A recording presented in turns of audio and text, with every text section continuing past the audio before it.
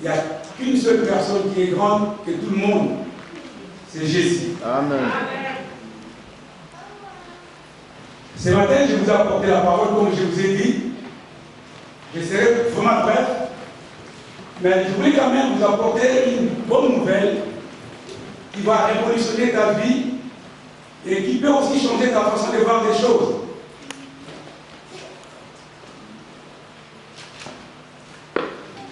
Merci les hommes de Dieu, et merci l'Église.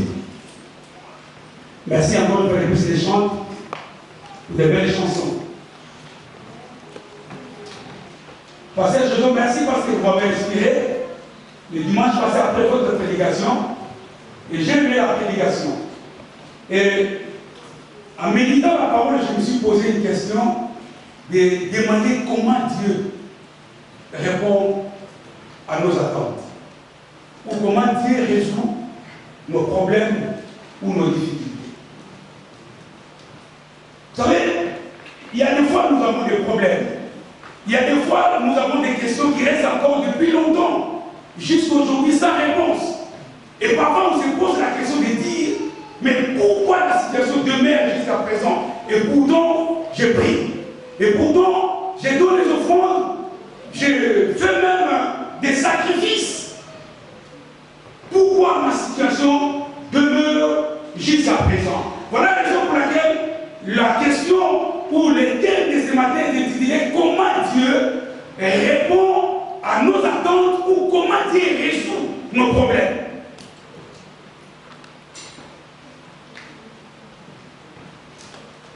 Comment Dieu peut résoudre ton problème qui demeure depuis longtemps? Comment ton problème demeure jusqu'à aujourd'hui alors que tu pries? Il y a ceux qui sont même prêts à abandonner la foi parce qu'ils n'ont plus l'espoir, parce que le problème demeure jusqu'à présent. Maintenant, Dieu veut te répondre ce matin comment lui, l'Éternel, résout nos problèmes ou comment il répond à nos attentes. Bien mes frères, d'accord. Plus rapidement, nous avons, c'est pour la première fois que je vais prêcher, de donner plusieurs versets. Mais je vais donner quand même. Parce qu'il y a des exemples avant de donner la réponse à la question posée, comment Dieu répond à nos attentes. Mesdames et messieurs, rapidement, 1 Roi 17, verset 1 à 16. 1 Roi 17. Verset 1 à 16. Lèvons-nous, nous allons envoyer la parole de Dieu, s'il vous plaît. 1 Roi 17, verset 1 à 16. L'Éternel est vivant, les dieux d'Israël dont je suis le serviteur. Il n'y aura ces années-ci ni rosée, ni pluie, sinon à ma parole. Et la parole de l'Éternel fut adressée à Élie en ces mots. Pars d'ici, dirige-toi vers l'Orient, et cache-toi près du torrent de Kérit qui est en face du Jourdain. Tu boiras de l'eau du torrent, et j'ai ordonné au corbeau de te nourrir là. J'ai ordonné au corbeau de te nourrir là. Il partit et fit selon la parole de l'Éternel, et il alla s'établir près du torrent de Kérit qui est en face du Jourdain. Les corbeaux lui apportent du pain et de la viande le matin, et du pain et de la viande le soir, et il buvait de l'eau du torrent. Mais au bout d'un certain temps, le torrent fut à sec, car il n'était point tombé de pluie dans le pays. Alors la parole de l'Éternel lui fut adressée en ces mots. Lève-toi, va à Sarepta qui appartient à Sidon, et demeure là. Voici, j'ai ordonné à une femme veuve de te nourrir. Il s'éleva et il alla à Sarepta. Comme il arrivait à l'entrée de la ville, voici, il y avait là une femme veuve qui ramassait du bois. Il appela et dit, va me chercher, je t'ai pris un peu d'eau dans un vase, afin que je boive. Elle alla en chercher. Il appela de nouveau et dit, apporte-moi, je t'ai pris un morceau de pain à ta main. Et elle répondit, l'Éternel, ton Dieu, est vivant, je n'ai rien de cuit. Je n'ai qu'une poignée de farine dans un pot et un peu d'huile dans une cruche. Et voici, je ramasse 2 morceaux de bois. Oui, je rentrerai et je préparerai cela pour moi et pour mon fils. Nous mangerons, après quoi nous mourrons. Elle lui dit, ne crains point, rentre, fais comme tu as dit. Seulement, prépare-moi d'abord avec cela un petit gâteau et tu me l'apporteras. tu en feras ensuite pour toi et pour ton fils. Car ainsi parle l'Éternel, le Dieu d'Israël. La farine qui est dans le pot ne manquera point, et l'huile qui est dans la cruche ne diminuera point, jusqu'au jour où l'Éternel fera tomber de la pluie sur la face du sol. Et là, elle fit selon la parole d'Élie. Et pendant longtemps, elle eut de quoi manger, elle et sa famille, aussi bien qu'Élie. La farine qui était dans le pot, pendant le peuple attendait Zacharie, s'étonnant de ce qu'il restait si longtemps dans les temples. D'accord, merci. 26, 35. Au 6e mois, l'ange Gabriel fut envoyé par Dieu dans une ville Au 6e mois, oui. appelée Nazareth, Oui. auprès d'une vierge fiancée à un homme de la maison de David, nommé Joseph. Le nom de la vierge était Marie. L'ange entrant chez elle et dit, « Je te salue, toi à qui une grâce a été faite. Le Seigneur est avec toi. » Troublée par cette parole, Marie se demandait ce que pouvait signifier une telle salutation. L'ange lui dit, « Ne crains point, Marie, car tu as trouvé grâce devant Dieu. Et voici, tu deviendras enceinte, et tu enfanteras un fils, et tu lui donneras le nom de Jésus. Il sera grand, et sera appelé fils du Très-Haut, et le Seigneur Dieu lui donnera le trône de David, son père. Il régnera sur la maison de Jacob éternellement, et son règne n'aura point de fin. » Marie dit à l'ange, « Comment cela se fera-t-il? Comment cela se fera-t-il? Puisque je ne connais point d'homme. Puisque je suis vierge. » L'ange lui répondit, « Le Saint-Esprit viendra sur toi, et la puissance du Très-Haut te couvrira de son nom. C'est pourquoi le Saint-Enfant qui naîtra de toi sera appelé Fils de Dieu. » Genèse 18, verset 13, verset 12 à 13. Genèse 18, Verset 12 à 13. en le de troupeau, j'ai couru après lui, je le frappe à lui-même en lui arraché la brebis de sa gueule. Je suis vieille. Mais si je suis vieille, Aurais-je encore de Jésus? aurais-je encore le désir d'avoir un homme? Mon Seigneur aussi est vieux. Parce que mon Seigneur aussi est vieux. L'Éternel dit à Abraham, pourquoi donc Sarah-t-elle rit en disant, est-ce que vraiment j'aurai un enfant, moi qui suis vieille? N'y a-t-il rien qui soit étonnant de la part de l'Éternel? Merci. 1 Samuel rapidement, 17, verset 33 à 42. C'est là le dernier verset avant de conclure. Saül dit à David, tu ne peux pas aller te battre avec ce Philistin. Tu ne peux pas, David, tu ne peux pas. Car tu es un enfant. Tu es un enfant. Et il est un homme de guerre de Cet homme est un guerrier. dès sa jeunesse. Depuis son enfance. David dit à Saül, ton serviteur faisait paître le brebis de son père. Et quand un lion ou un ours venait enlever une des troupeaux, j'ai couru après lui, je le frappais, et j'arrachais la brebis de sa gueule. S'il s'intéressait contre moi, je le saisissais par la gorge, je le frappais et je le tuais.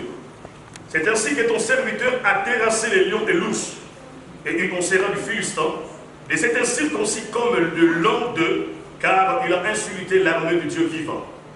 David dit encore, l'Éternel qui m'a délivré de la griffe du lion et de la patte de l'ours, me délivrera aussi de la main de ces Philistins. Et Saoul dit à David, va et que l'Éternel soit avec toi. Merci, c'est bon. Et pour conclure, Luc 17, verset 20 à 21. Luc 17, 20 à 21. Les pharisiens demandèrent à Jésus, Oui, de manière acquise. quand viendra le royaume de Dieu? Quand est-ce que le royaume des cieux viendra? Il leur répondit, Oui. le royaume de Dieu Ne vient pas. ne vient pas de manière à frapper le regard. On ne dira point, Oui. il est ici Il est ici. ou il est là. Oui. Car voici, Oui. le royaume de Dieu est au milieu de vous. Et au milieu de vous. Et il dit aux disciples, des jours viendront où vous désirerez voir l'heure de jour du Fils de l'homme, et vous ne le verrez point. Merci. Prenons place, Père bien-aimé. Ce que tu fais aujourd'hui, parce que tu es parti se marier avec une femme qui t'a obligé que l'idolâtrie entre en Israël. À cause de cela, moi je te dis une chose. Ici en Israël, il n'y aura ni pluie, ni rosée, sinon à ma parole. Et la Bible dit, la pluie a écouté la voix d'Élie. C'est pour cela il faut venir même le vendredi. Le vendredi, j'ai parlé sur la prophétie. Dieu donne l'importance à l'homme dans sa vision. Et il dit à Ézéchiel, prophétise sur ses eaux. Et Élie connaissait la réalité de la force qu'il avait. Il dit, il n'y aura ni pluie ni rose à ma part, ici en Israël, sinon à ma parole. Vous savez, Il faut être quand même un enfant de Dieu pour prendre ce courage de dire sinon à ma parole. Et la Bible dit la pluie a écouté la parole. Lorsque ça ne marche pas dans ta vie, il faut parler. Ne ferme pas la bouche. Lorsque tu vois quelque chose qui ne marche pas et ça va dans le mauvais sens, parle. Et il y a vu que l'Israël était plongé dans l'idolâtrie. Il dit parce que vous mangez, parce que vous buvez, vous oubliez qu'il y a un Dieu. Mais moi je dis, il n'y aura ni pluie, ni rosée ici en Israël, sinon à ma parole. En quelque sorte, si moi Élie, je ne parle pas pour la deuxième fois pour débloquer cette situation, la situation va demeurer telle qu'elle est. Et la Bible dit la pluie a écouté la voix d'Élie. Et la Bible déclare 3 ans et 6 mois. Il n'y avait ni pluie, ni rosée en Israël. Alors la sécheresse a frappé. Vous savez, lorsqu'il y a sécheresse, il y a la famine en même temps. Parce que lorsque la pluie ne tombe pas, je pense que les fermiers ne font absolument rien. Les marchés sont vides. Il n'y aura pas de fruits. Il n'y aura rien comme nourriture. Et c'est ce qui s'est passé en Israël. La Bible déclare, l'Israël était plongé dans une famille inédite, mes bien-aimés dans le Seigneur. Et c'est alors Dieu, mes bien-aimés dans le Seigneur, a vu aussi la situation d'Élie. Vous savez, la Bible dit, nous vivons dans ce monde, mais nous ne sommes pas de ce monde. Nous dépendons de Dieu. Lorsque la famille a frappé l'Israël, Élie était aussi dans le même pays, dans la même région, dans la même commune. Et lui aussi il était frappé de la famine. Mais il y avait quelqu'un qui l'a choisi, quelqu'un qui l'a appelé, quelqu'un qui l'a établi, quelqu'un qui connaissait que c'est lui, le seul et l'unique qui peut intervenir dans sa situation. Et c'est Dieu est venu pour résoudre maintenant le problème d'Élie. C'est là où il y avait bien aimé dans le Seigneur la réalité qu'on va découvrir ce matin. Vous savez, c'est un passage souvent, quand les gens prêchent dans une église, ceux qui sont sensibles, ils se disent, ah, ils veulent encore commencer l'histoire de l'argent. Parce que c'est le passage souvent que les prédicateurs utilisent souvent pour faire l'appel des fonds. Et pourtant, c'est un passage qui cache beaucoup de réalités de bénévoles dans le Seigneur. J'ai médité sur ces passages, j'ai compris à la réalité que beaucoup, peut-être, ne connaissons pas qui est dans ces passages. La Bible dit, Dieu est descendu pour résoudre le problème d'Élie. Dieu est descendu pour répondre aux attentes d'Élie. Parce qu'Élie avait tout le sens que l'homme a. Élie avait un corps. Élie avait besoin aussi de manger. Parce qu'on ne peut pas gérer toute sa vie. Il y a un temps pour tout, comme dit Salomon. Et la Bible déclare, Dieu est descendu, il est venu voir Élie. Élie dit, Élie, je vais répondre à tes attentes. Et Maxime, Dieu est descendu, il dit, je vais répondre à tes attentes. Il dit, non, ce que je te demande, Élie, quitte l'endroit où tu te trouves. Va, descends dans les torrents des Kérites. Là, je vais résoudre ton problème. Vous savez, quand je me dis, c'est quand il ne pouvait pas envoyer Élie, même de venir à Paris, même de partir, je vais dire même dans un autre pays où il n'y avait pas la sécheresse. Mais Dieu envoie Élie dans un torrent des Kérites, dans la brousse, dans la forêt, il n'y avait personne. C'est la première des choses qu'il faut comprendre. Parce qu'il n'y avait pas, à l'époque, il n'y avait pas seulement l'Israël. Il y avait beaucoup de pays où Dieu pouvait envoyer Élie. Mais il envoie Élie dans un torrent de Kérites. Élie a écouté la voix de Dieu. Il est parti. Il arrive dans un torrent de Kérites. Il croyait qu'il va trouver peut-être une maman qui avait une table. Elle vendait peut-être le pain ou quoi que ce soit. Il ne trouve personne. Il dit, oh, mais qu'est-ce qui se passe? Et Dieu a dit à Élie, là, dans l'endroit là, dans cet endroit, pas ailleurs, c'est là-bas. J'ai ordonné, c'est-à-dire que Dieu a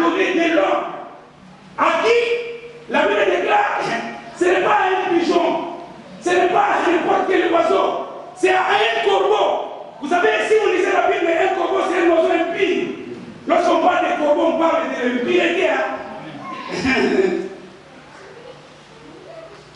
Et Dieu il dirige ce corbeau, il dit non. Toi, je te donne une mission.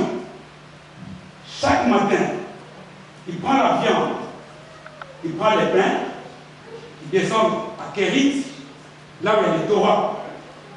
Il donne à mon serviteur à manger. Parce que Dieu a déjà prévu là, il y avait l'eau qui sortait, parce que c'était dans un tour. Le pain, et il prenait aussi la viande, il descendait, il donnait à lui.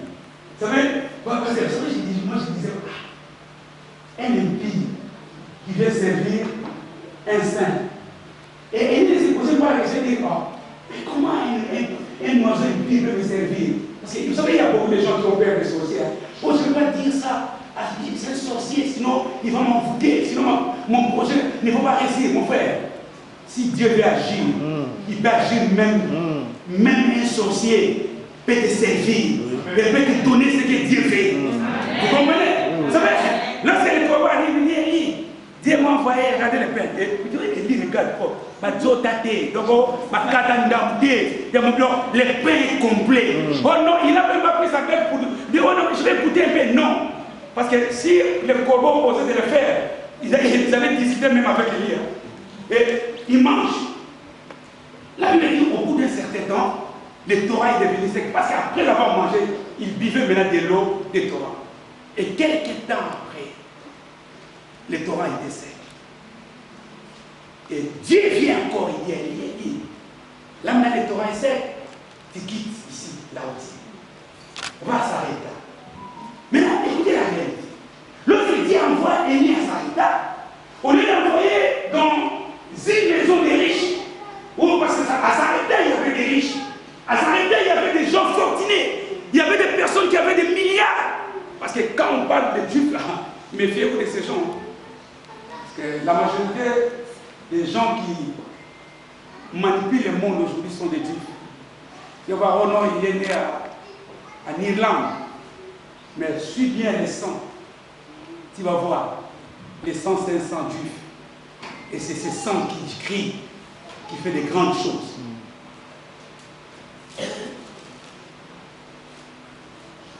Vous savez, si vous partez à Chantilly, allez demander aux jockeys, allez demander aux gens qui achètent des chevaux.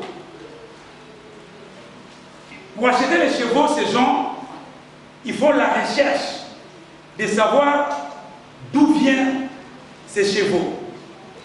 Alors, lorsqu'un cheval est venu dans une famille où les anciens, ou les descendants, ou pardon, les ancêtres de ce cheval n'ont gagné aucune course, pardon, on ne les achète pas.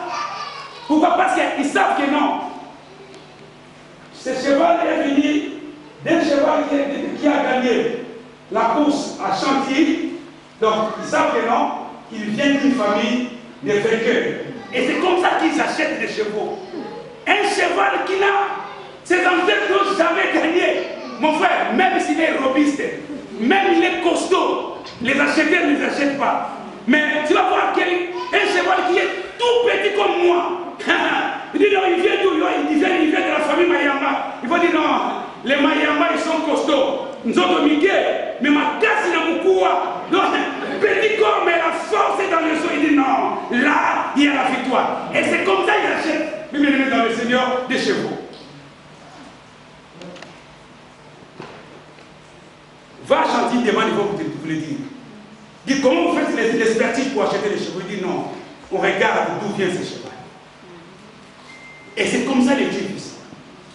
Alors, Dieu choisit une personne, je dirais même non connue. Et la Bible dit, lorsque Dieu parle à Élie, non, quitte maintenant le Torah de Élie. Va à Sarepta. Et la Bible dit une chose, la Bible dit, là, j'ai arrangé, j'ai préparé une veuve. Vous savez, les gens méprisent ces non-veuves. Vous savez, en Israël, pour dire à une femme qu'elle est veuve, il y a des milliers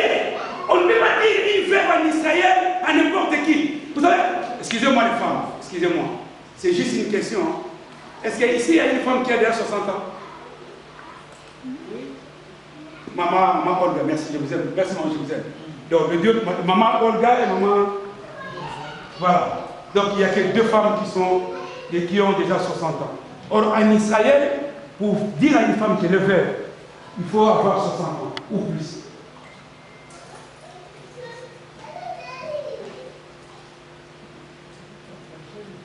Ça, c'est la première chose qu'il faut connaître. Et la Bible dit, là, j'ai préparé une veuve. Or, une veuve, quelqu'un qui n'a pas de mari au moment où la sécheresse frappe le pays. Et la Bible dit, lorsqu'Élie se présentant, effectivement, ce que Dieu a prévu était déjà là. La femme était là. Elle croise la femme et dit non. Dieu m'a envoyé et m'a dit, c'est toi qui vas me nourrir ici, à Sarepta. Et la Bible donne même les explications. Lorsque Élie croisa cette femme, c'était au moment où la femme est venue ramasser, la Bible dit, lis bien la Bible. C'était pour ramasser juste 2 morceaux de bois. 2. Ce n'est pas 3, ce n'est pas 4, ce n'est pas 5, mais 2. Imaginez-vous une maman qui fait à manger pour ses enfants.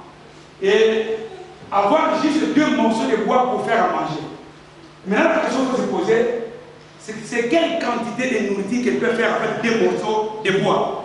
Tu ne peux pas demander ça, c'est pas, je ne sais pas. Demandez à maman Paul, maman il peut te dire. Ou à maman pasteur, elle peut vous dire parce que c'est nous les villageois, ce n'est pas vous. C'est nous les blédois. On va vous expliquer comment on peut préparer la nourriture avec juste 2 morceaux de bois. C'est-à-dire, juste, moi, comme mon cœur, donc on peut donner. Ce n'est pas. Je veux dire, on ne peut pas faire la semoule de 7 ou 8 personnes avec 2 morceaux de bois. Et la Bible dit, Dieu a préparé cette dame qui était veuve et qui est venue tout simplement chercher 2 morceaux de bois pour faire la nourriture. Ça, c'est la première chose. Et la deuxième chose, lorsque Élie parle avec cette femme dit, où ils en fous là? Vous savez, comment on appelle cette tombe? Vous comprenez? Lorsqu'on demande à quelqu'un de te donner, la personne a acquis 1 euro. Et elle veut prendre ces 1 euro pour acheter une baguette. Maintenant, toi, tu te prenais et dis, Dieu Roger, passe-moi 1 euro. Alors que c'est 1 euro, et bien calculé, il faut acheter une baguette pour partir avec au travail. Dis, où est la tonte? Donc, ça, c'est juste de tester quelqu'un. Non, ça, c'est une tentation quand même. Comment? Donc, la femme dit, Élie, je suis venu tout simplement chercher 2 morceaux de bois parce qu'à la maison, j'ai une poignée. Vous savez, on parle de poignée. Poignée de farine, c'est comme ça. Poignée. Il dit, j'ai une seule poignée de farine. Donc là, je ramasse ces 2 morceaux. Lorsque je vais arriver à la maison, je prépare et je vais manger, moi et mon fils. Après avoir mangé une poignée de farine, maintenant, c'est qu'on va attendre. C'est la mort.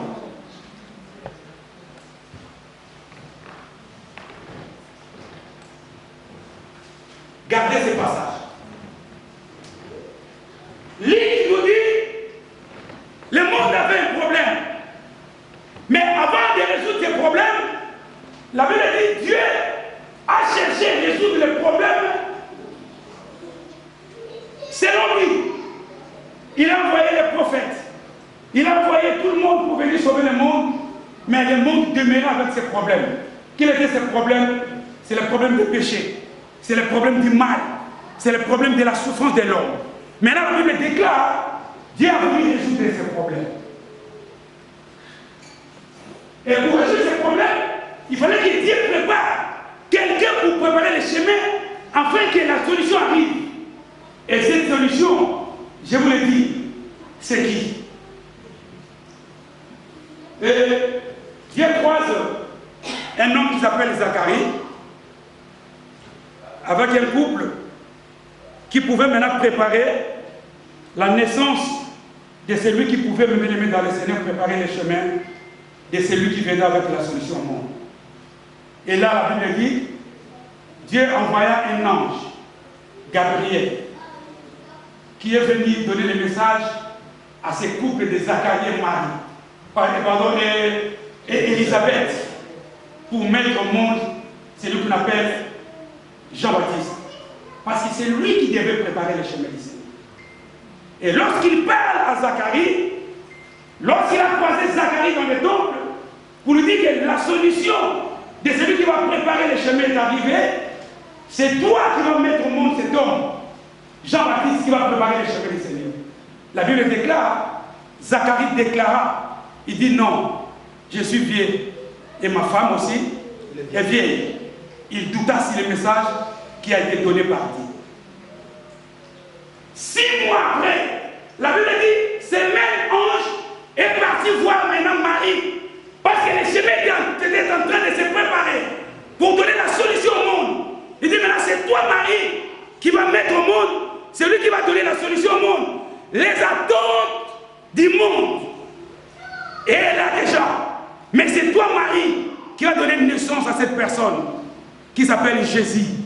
Il a donné les critères, il dit cet homme sera grand, cet homme sera puissant, cet homme ne sera pas comme toute autre personne dans ce monde. Amen. Et c'est Jésus-Christ de Nazareth. Écoutez la réponse de Marie. Ah, moi je connais personne. J'ai un homme qui m'a d'ailleurs fiancé. Et tout le monde connaît. Et cet homme s'appelle Joseph.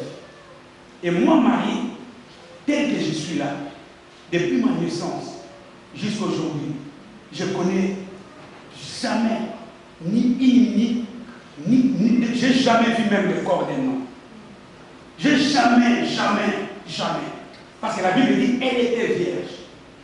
Elle obéissait et respectait les normes de l'évangile ou les normes, dans le Seigneur, de la parole de Dieu. Il dit, mais comment cela se fera-t-il? Ça, c'était la question de Marie. Comment cela se fera-t-il? Oh! Les prophètes sont déjà venus. Il y a des gens qui ont venu pour sauver le monde. À tel point que l'homme a pris même la résolution lui-même de chercher la solution.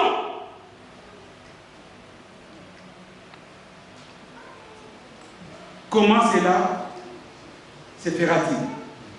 Ça, c'était la question que Marie a posée à l'ange. Gardez ces deux versets.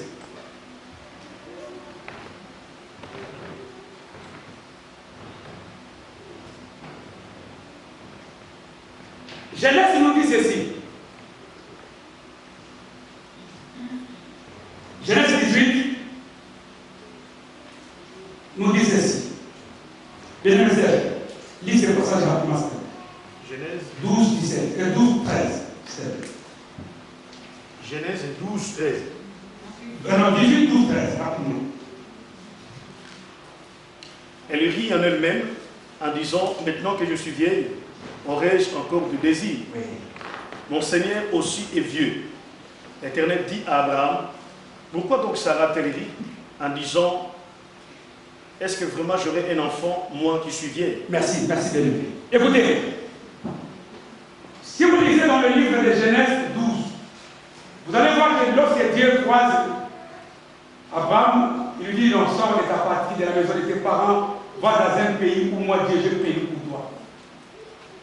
Et Dieu a donné pas mal de promesses à Abraham. Il dit, je ferai de ton nom grand, qui sera un père de multitudes de gens. Donc, en quelque sorte, en toi, il y aura ce qu'on appelle la multiplication. Tu seras un père de beaucoup d'enfants, de beaucoup de filles et de beaucoup de garçons. Mais curieusement, lorsque Abraham est parti, la Bible dit Abraham est devenu vieux sans enfant. À tel point qu'il a pris la solution avec sa femme de faire un enfant. Et cet enfant n'était même pas dans la volonté parfaite de Dieu, mais dans la volonté permissive de l'homme. C'est-à-dire que l'homme a fait son enfant selon lui et non selon Dieu.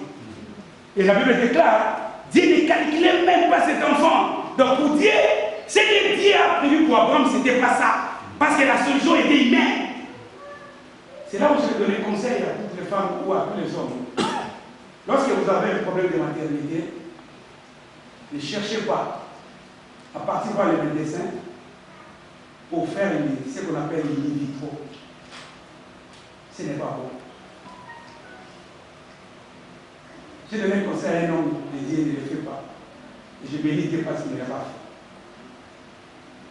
fait. Ça sera semblable à Ismaël. Faire un enfant, c'est ta volonté et non selon la volonté de Dieu.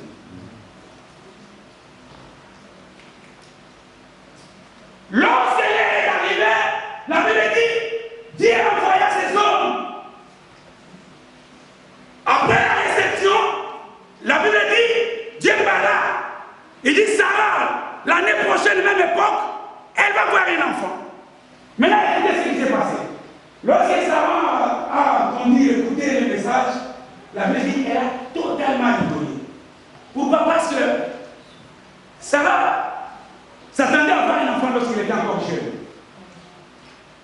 Elle connaissait la promesse de Dieu. Mais selon Sarah, il fallait qu'elle soit jeune pour avoir un enfant. Mais la Bible déclare, pour répondre à ses attentes, Dieu a attendu que Sarah devienne vieille. Lorsque Dieu annonce le message, Sarah regarde son âge. Il dit, mais non, est-ce que moi, à mon âge, j'ai encore ce plaisir d'avoir un homme, franchement, c'est où il va commencer. Je serai comme une morte. Donc il n'y aura rien de bon.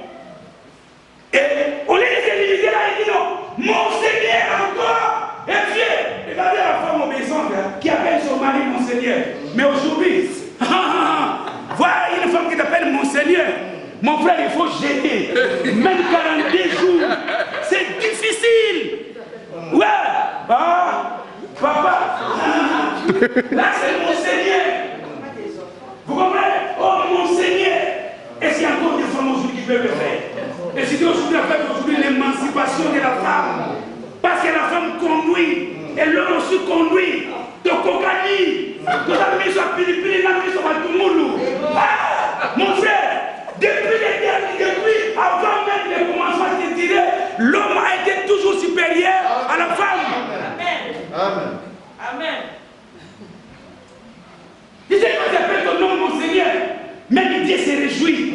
Et Dieu ne reprend même ta bénédiction. Il dit non, celle-ci a compris que non, celui-ci, c'est son Seigneur.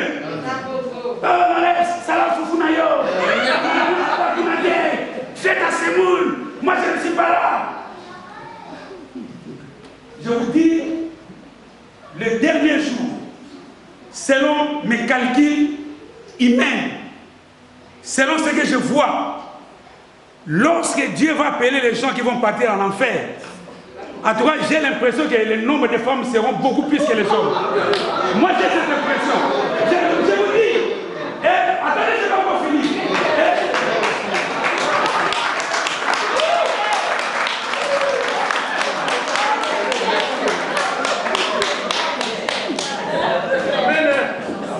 Attendez, je vais expliquer. Et ce nombre de femmes sera beaucoup plus en Europe, c'est-à-dire dans les pays beaucoup plus développés qu'en Afrique. Parce que imaginez une femme qui va répondre à sa femme, non, faites à ses mous. Alors que la Bible te demande l'obéissance. Lorsque l'homme dit non, ma femme, fais-moi de la paix. Mais il ne te dit pas de tuer, il te dit fais-moi que la semoule. Il te dit non, ça là c'est mon aïe. Vous comprenez? Mais en Afrique, dire à une femme faire la semoule, elle ne le fait pas. Mon frère, ma soeur, je pense que 2 jours après ou 4 jours après, l'homme peut réunir même toute une famille pour résoudre ces problèmes. Comment peut-elle pas faire la semoule?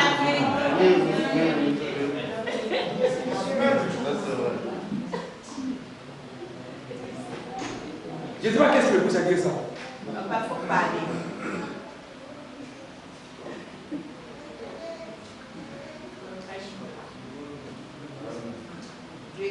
Parce qu'aujourd'hui, les femmes prennent l'exemple de l'Europe. Bon, non, vous savez, en Europe, non. Écoutez, l'Europe, non. La parole de Dieu restera la parole de Dieu. Tu ne peux jamais modifier la parole de l'Europe. Tu peux prendre la parole de Dieu. Des gens mettent cette parole sous l'eau pour faire modifier la parole. Mais non, écoutez, la Bible est mouillée. Oui, c'est la Bible qui est mouillée, mais la parole a toujours sa valeur.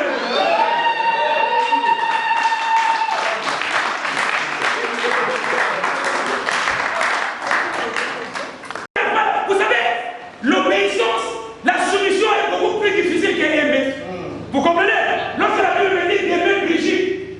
vais l'aimer.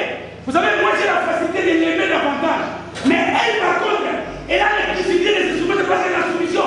Papa, regarde, non, on a une Europe, l'homme peut laver aussi les assiettes, oui, mais ce n'est pas tout le temps quand même. Vous comprenez? C'est-à-dire que la soumission est tellement difficile, c'est là où il y a les pièges. C'est pour ça que je vous dis que la femme a, les femmes, je dirais les femmes, il y a beaucoup de pourcentages élevés des risques de l'enfer pour les femmes que pour les hommes. Je confirme la thèse.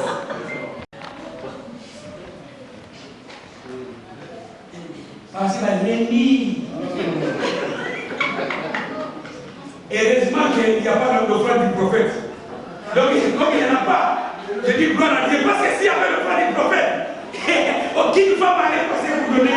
Mais je vous dis la même chose.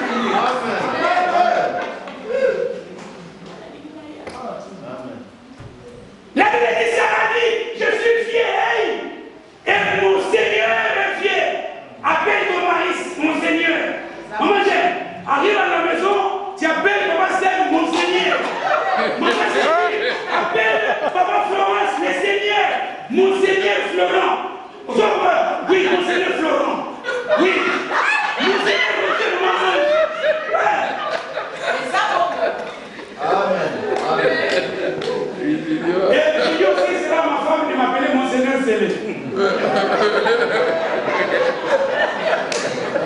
Je soutiens.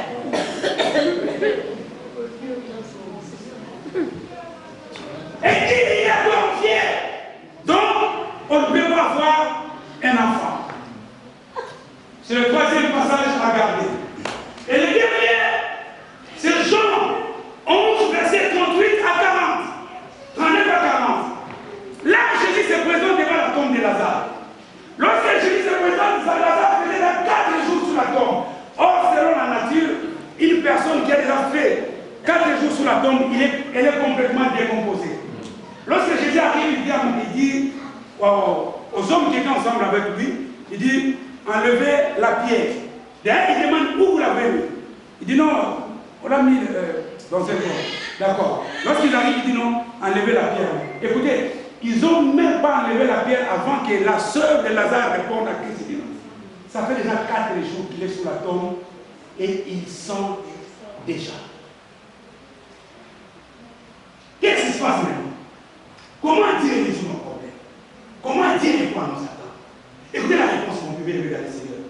En lisant tous ces passages, vous allez voir que l'homme s'attendait que la réponse de Dieu vienne selon l'humain, selon l'entendement de l'homme, selon la connaissance de l'homme, selon ce qu'il connaît.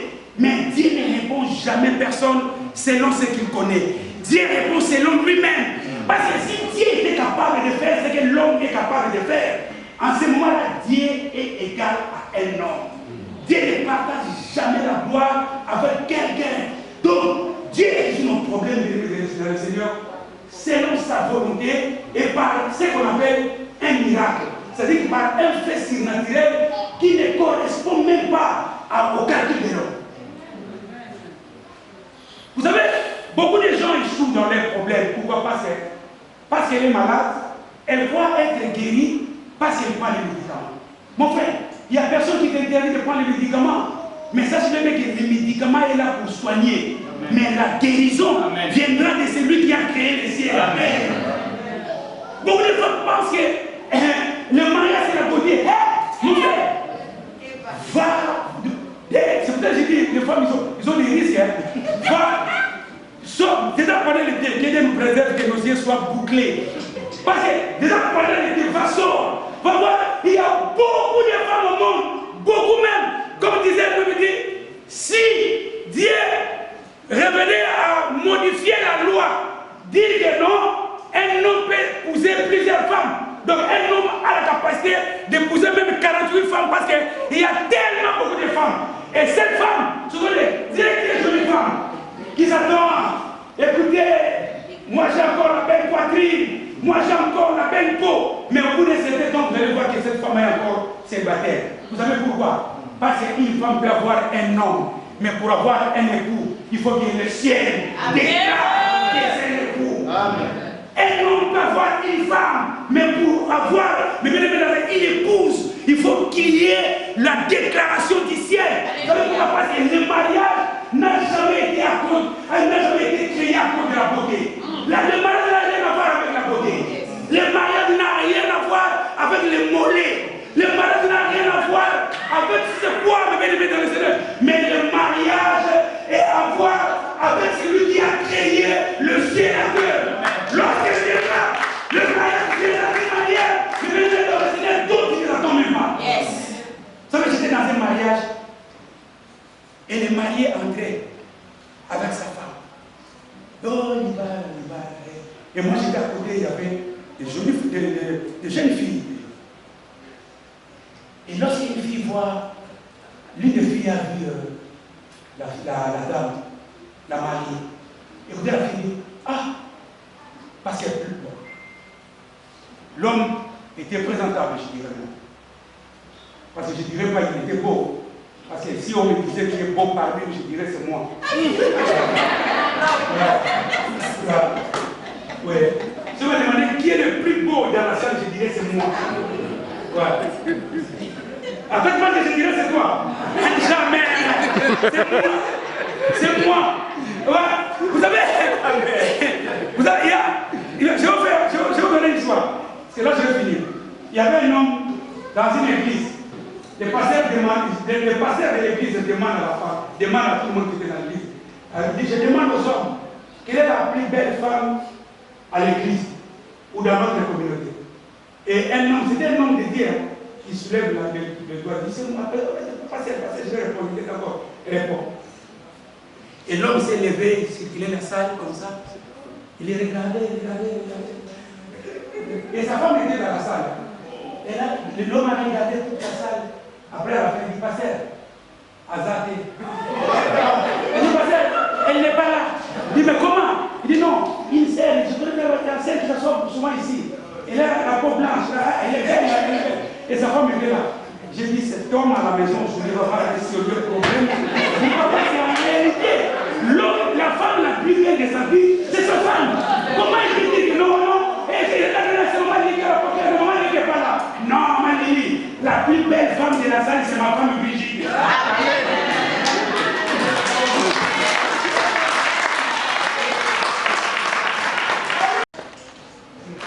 Si on demandait à Papa Roger, il dirait c'est maman Ange.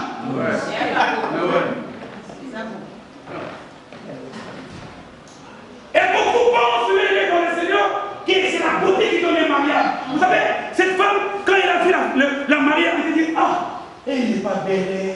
Comment cet homme peut faire ça? Elle n'est pas dit c'est mariée avec une femme qui n'est pas belle. Elle est moche. Moi, j'ai regardé la femme, tellement je ne suis pas provocateur. Hein. J'ai regardé la femme, toutes les femmes qui ont dit, qui dit ça? Il dit, oh, c'est moi, j'ai dit, au Gougui. Au Gougui. Au Gougui. J'ai dit, cet homme n'a pas vie. Cet homme a vu celle-là, qui est la plus belle de sa vie. C'est elle. Parce que la beauté en soi, mes bien-aimés. Je ne te dis pas d'être moche. Je ne te dis pas de ne pas faire la toilette. Mais je dis que ce qui compte, c'est ta beauté.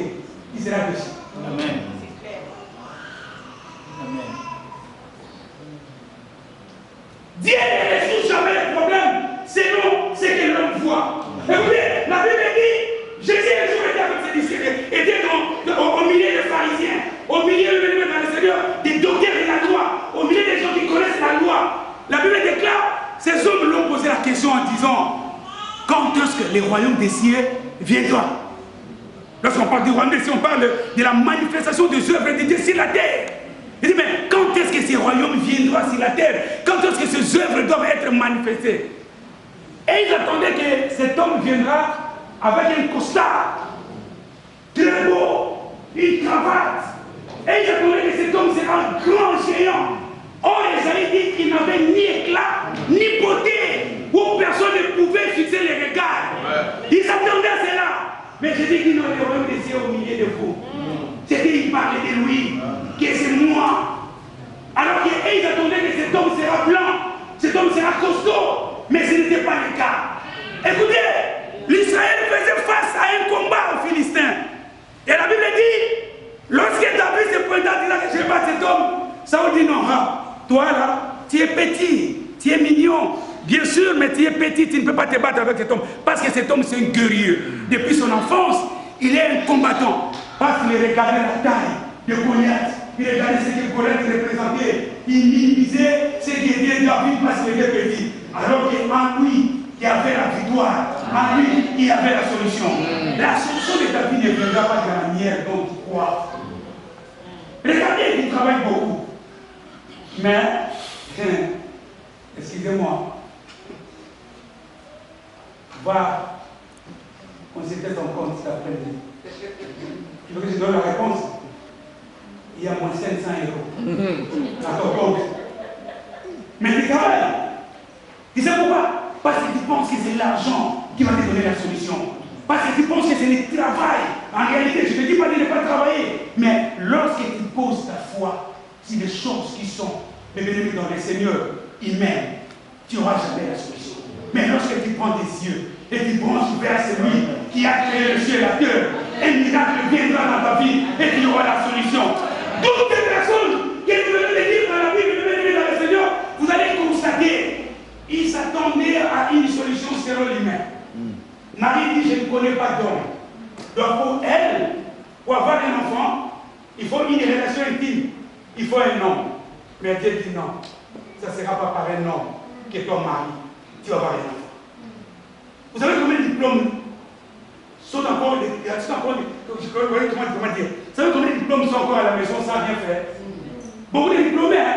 Si vous voulez voir les diplômés qui sont à la maison, qui ne font rien, va même en Afrique, tu vas voir. Tu le demandes, j'ai Master plus 800. D'accord, c'est bien. Mais ce Master plus 800 à la maison, il est devenu un gamiste. Donc, sous l'arbre, toute la journée, il parle de la politique alors qu'il n'est même pas politicien. Mais il a beaucoup de diplômes. Pourquoi? Parce qu'il demande qu'il j'ai beaucoup de diplômes. Vous savez, j'étais dans une conférence au Congo. J'étais le seul prédicateur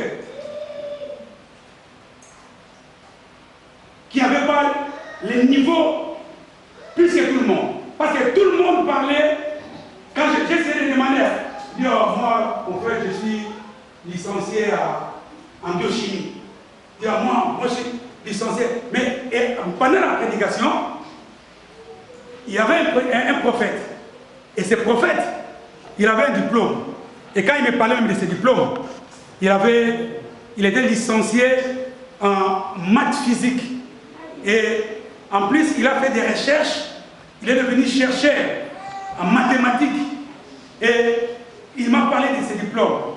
Mais quand il s'agit de prêcher, je vois quelqu'un qui passe devant, il prend le micro. Alléluia, amen. Il a commencé à prêcher à Lingala. Et à la fin de compte, il me dit, mais toi, tu as fait quelqu'un. J'ai dit, non, moi j'ai moins de diplôme que toi. Voilà, il y a beaucoup d'étudiants plus que moi. Comment je fais une prêche en français? J'ai dit, non. Ce n'est pas une histoire des études, mais dans le Seigneur. Donc, lorsque Dieu réagit, même les compétences de l'homme sont bannies. Lorsque Dieu réagit, est banni. Lorsque Dieu réagit, le voilà confirmant. Enlève ton cœur si c'est bien humain. Prends ton cœur, prends ta foi. Pose si c'est qui est invisible. C'est là où il réagit. Amen. Il me dit, pasteur. Donc, les gens en français, ça m'écoute. Donc, je ne vois même pas pour commencer. Mais toi, tu as beaucoup de diplômes, non? Je dis, mon frère, il va passer français là. J'ai dit, d'accord. Mais moi, je n'ai pas le niveau que toi, tu as. Mais quand même, je me débute de prêcher en français. C'est parce que c'est Dieu seul qui peut faire ça. Bienvenue dans le Seigneur. Tu vas avoir la solution dans ton problème. Enlève le cœur là où. Parce qu'il y a beaucoup de gens qui pensent que parce qu'il fait ça, il va réussir. Non, fais-le, mais prends ta foi. Mais sur ce qui est invisible, le mais invisible de Dieu. Tu vas avoir un mariage, même pour des problèmes, peu importe les problèmes, même pour la santé. Vous savez, moi parfois quand je prends les médicaments, je me dis au fond de moi, je prends parce que le médecin me dit de prendre ça. Mais moi je m'attends à l'intervention divine qui viendra pour calmer cette douleur et me donner totalement la paix dans ma santé. Vous savez, tu ne peux pas compter sur ce qui est nouveau.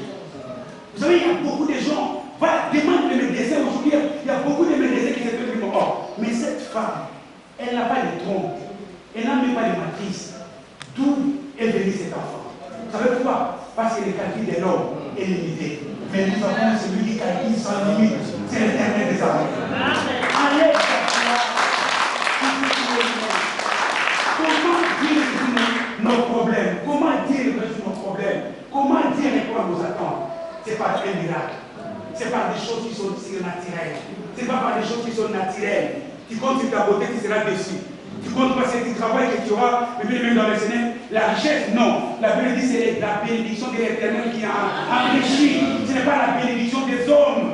Et lorsque l'homme compte sur cet homme, lorsque l'homme prend sa foi et pose sur la parole, c'est là où il y aura la réponse qui viendra de la face. Comment Dieu résout nos problèmes? Comment Dieu résout à nos attentes? Comment Dieu répond à nos attentes? C'est pas un miracle. Dieu pouvait envoyer Élie dans une maison des riches, mais il envoya Élie dans une maison, mais bien aimé dans le Seigneur, d'une personne qui était d'ailleurs veuve. La raison pour laquelle la Bible dit, Dieu dit non, j'ai préparé une veuve. La Bible parle du veuve parce qu'en elle, il n'y avait pas de l'espoir. Parce qu'elle ne pouvait pas, mais bien aimé dans le Seigneur, faire nourrir Élie. Mais Dieu sait pourquoi elle a choisi une veuve. C'est pour faire la différence que nous écoutez. Si on demande à Maman Angèle de partir à Monaco, et nous dit fais le choix de choisir là où tu vas être berger. Il dit non, chez M. Albert, parce que c'est lui le roi. Mais Dieu dit non, ça ne sera pas chez M. Albert. Tu partiras dans un petit village de Monaco. Il y a une dame, d'ailleurs elle est vieille. Ces dames ne sont pas propres. C'est elle qui va te nourrir.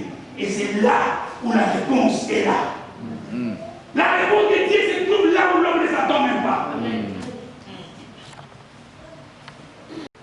Oh, je suis sûr, parce que je suis belle, j'aurai encore une femme, parce que j'aurai encore un homme. Vous savez, moi je connais beaucoup, hein. Excusez-moi les filles, je connais beaucoup, moi je connais, c'est ma sœur d'ailleurs. Ah, non, les femmes. Donc, elle avait un dessin dans sa poche. Donc, elle avait l'homme, elle avait dessiné l'homme de sa vie. Elle sera comme ça, elle sera comme dans tous les hommes qui se sont présentés devant elle, pardon. Elle disait non.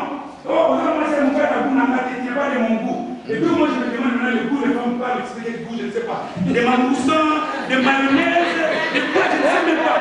Donc je me demande quel goût. Oh, il n'a pas de mon goût, il n'a pas de mon goût, mais aujourd'hui, elle a 52 ans. 100 femmes, pardon, 100 hommes, 100 enfants. Pourquoi pas? Et pourtant, les hommes qui les proposaient, aujourd'hui, sont devenus des PDG. Ils sont devenus. Pourquoi? Parce qu'elles croyaient que non, oui, écoutez, l'homme, moi, que je vais épouser, qui va m'épouser, c'est un homme qui a une voiture, un homme qui a une maison, un homme qui. Tu sais, demande aux gens qui ont épousé des hommes qui n'avaient absolument rien. Mais aujourd'hui, elles se réjouissent à cause de savoir que non, c'est là où il y a les signifiants, c'est là où les signifiants vont sortir. C'est là. Il dit, ça ne sera pas dans une ville, mais c'est à Torah. Sors de cette façon de voir des choses. Toi qui es malade, ne pense pas que les médicaments vont te guérir. Les médicaments vont te soigner. Enlève la foi sur le médicament. Prends la foi, porte sur le maîtrise de Jésus. Tu ne vois pas. Et c'est ce maîtrise qui agiront. Tu auras la bonne santé. Parce que Dieu a prévu cela. Vous savez, je parlais avec une dame pour finir. Parce qu'elle en va prier. Cette dame, elle a été chassée du mariage. Elle avait tout avec son mari. Et ton mari a tout confisqué. Lorsqu'elle est partie, elle n'avait rien. Et le quartier s'est moqué de la dame. Et elle me dit, papa, vous savez, tout le monde est rigolé dans le quartier. Et au bout d'un certain temps, j'ai dit non. Si je regarde les hommes, je serai déçu. Si je regarde même l'homme qui est parti, je serai déçu. Je vais lever mes yeux vers celui qui m'a créé et fera quelque chose. Et quand elle me parlait, elle me dit non. Quand j'ai levé mes yeux, et au bout d'un certain temps, Dieu m'a fait grâce, j'ai commencé à faire le business, et aujourd'hui, j'ai ce que j'ai aujourd'hui. C'est à cause de Dieu, par ma façon de voir les choses, j'ai dit non. Vous savez, là où il y a la grâce, le mérite de l'homme est exclu. Yes. Oh non, j'ai eu mon mariage parce que moi, personnellement, j'ai étudié, je suis belle. Non, non. J'ai eu le mariage. Si c'est le mariage, c'est à cause de celui qui a créé le ciel et la terre. Quel est ton problème ce matin?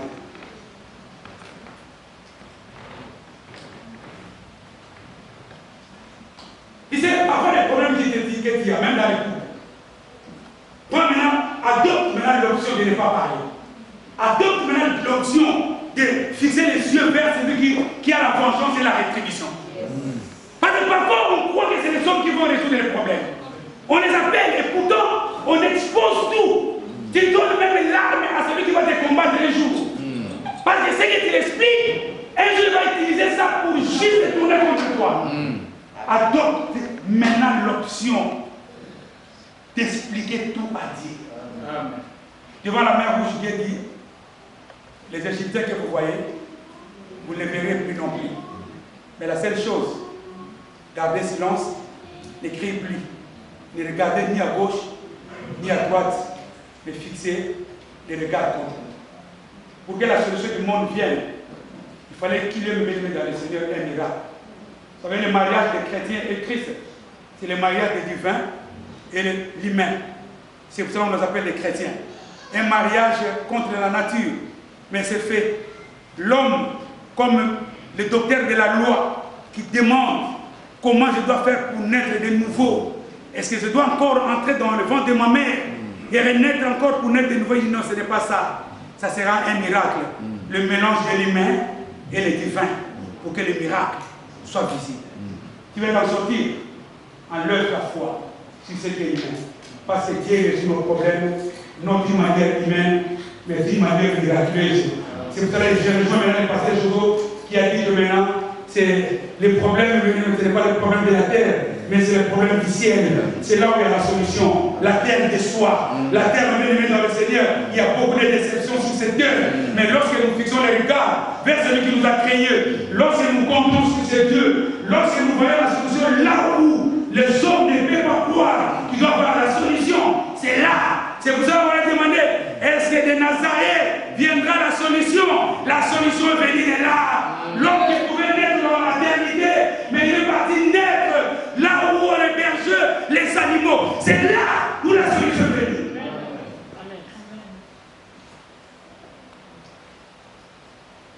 Comment Dieu résout le problème? C'est pas un miracle. C'est pas un miracle, ma soeur, que Dieu viendra pour intervenir dans ta vie. Ce n'est pas parce que tu penses que j'ai cela ou ceci, la solution vient de dire non. Ça, c'est la solution de l'homme. Et la solution de l'homme est éphémère. Ils ont fait les veaux d'or. Ils croyaient que ces veaux d'or pour les amener à la destination. Mais Dieu dit non, ça ne sera pas les veaux d'or. Christ dit, Lazare sort. Lazare est sorti. Ils étaient étonnés. L'homme qui a fait 4 jours sous la tombe, décomposé. Quand Lazare est sorti, j'ai l'impression, sa sœur est partie voir son fils et son frère pour regarder peut-être, même l'homme est resté sous la tombe. Il regarde, il regarde le pied, il dit non, il est complet. C'est parce que le divin, le bien-aimé dans le Seigneur, a reçu l'ordre de ce qui est le bien-aimé, pardon. C'est parce que l'humain a reçu l'ordre de ce qui est divin. C'est là où il y a le miracle. Lève-toi maintenant. Quel est ton problème? Tu vas prier, là je finis. Est-ce que tu penses avec ton mariage, l'homme qui est parti peut revenir? Est-ce que tu ne crois pas qu'à ton âge, tu peux voir un homme?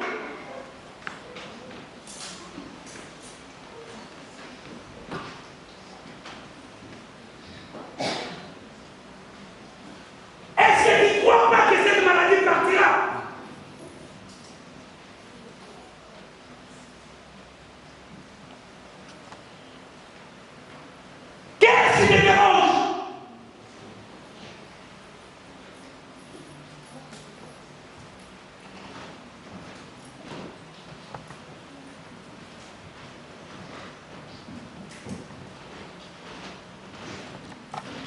Les sorciers qui sont derrière toi pour te combattre, je déclare ce matin ou cet après-midi, ils seront totalement confondus à cause de ce qui est divin.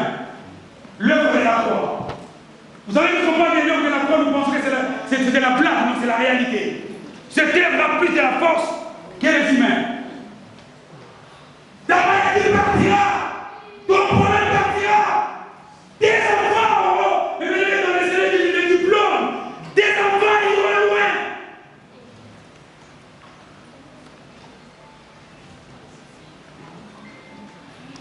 Come todo y de por arriba souffle l'esprit de Dieu. Come todo y de por arriba.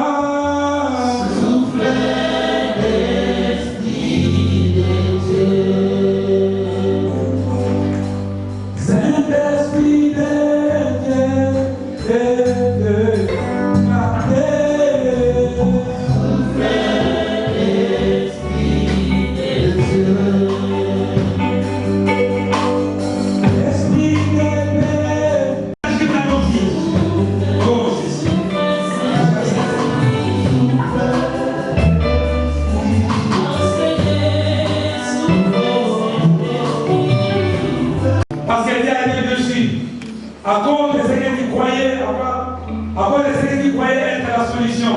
Mais jusqu'aujourd'hui, nos problèmes demeurent.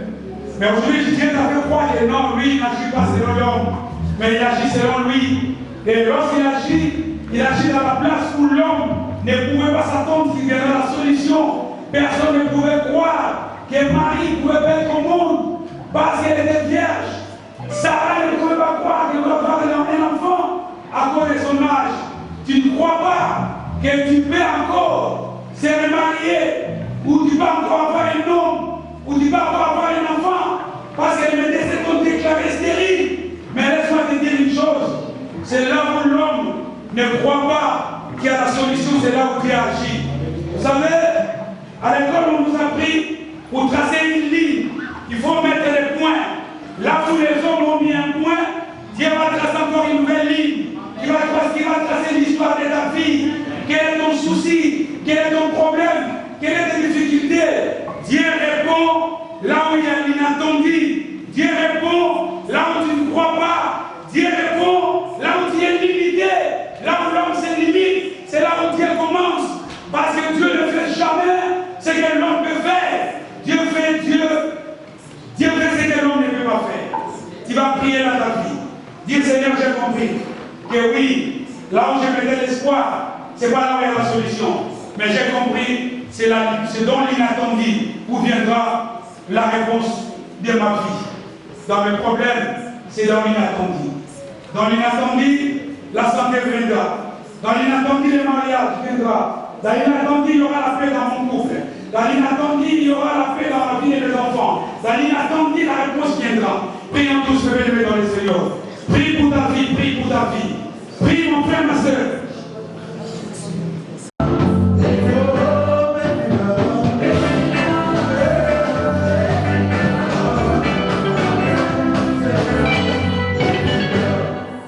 Bonjour ma soeur, soyez la bienvenue à l'église Hébron.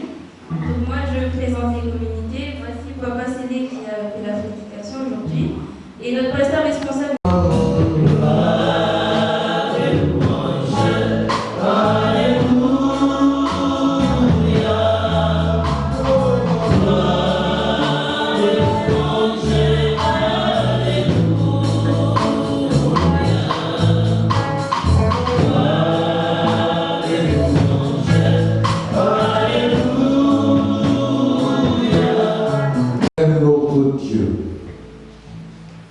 Ce matin encore, dans tes miséricordes, dans tes compassions infinies, dans ton amour incommensurable, Père, quelle grâce tu nous as accordé en cette journée de nous présenter dans cette présence, toi qui nous as rassemblés à ta grâce, dans ta maison. Seigneur, merci parce que toi, tu nous as parlé ce matin. Tu as puissamment utilisé